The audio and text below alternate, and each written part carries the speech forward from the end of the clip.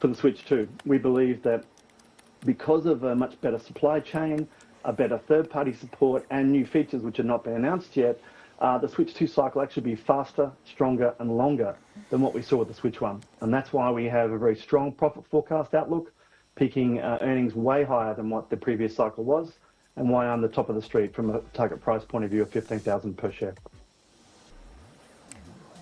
Okay, and also give us a sense, because all eyes are now on Switch 2, the Switch 2 console. What's the sweet spot from a pricing perspective, you think, here? Yeah, the main price point I think we're all looking for is around $400 US. It's likely that we might see that price point plus a slightly higher one in a bundle with probably a Mario Kart type game price point. That is obviously a little bit higher than what the Switch launched at. But nonetheless, I think around that $400 US is where they need to try and pitch it. Now, certainly for what it's worth, management said that they were taking into account inflation, but also in particular commented, that users had expectations for reasonable pricing, and I think that's where we should lie and finish with around $400 US. Okay, we've seen Sony talk a lot about some difficulties in convincing users to update from PlayStation 4 to 5. Do you think that Switch 2 needs a killer feature as well to convince its massive existing user base to upgrade?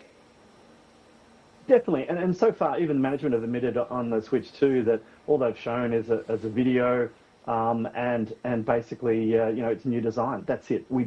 Officially, they haven't announced the features. And I think that's what we'll see come April 2nd on the video. And in particular, and it's to your point of why PS4 to PS5, part of that upgrade, I think, is pricing. Traditionally, by now, the PS5 would have had 2 or 3 price cuts as per PS4. It hasn't. It's still $499 plus. And so from with limited budgets and inflation and higher interest rates, people's budgets for entertainment are squeezed, and there are alternatives. So I think that's part of why PS4 has struggled a bit. PS5 has struggled a little bit relative to the upgrade. From a Switch 2 point of view, the real features to come aren't officially known yet, and we think it's a combination of DLSS, which stands for Deep Learning Super Sampling. It's an NVIDIA technology available on PC gaming for many years, enables standard output of a Switch to come out at 4K, as good as a PS5.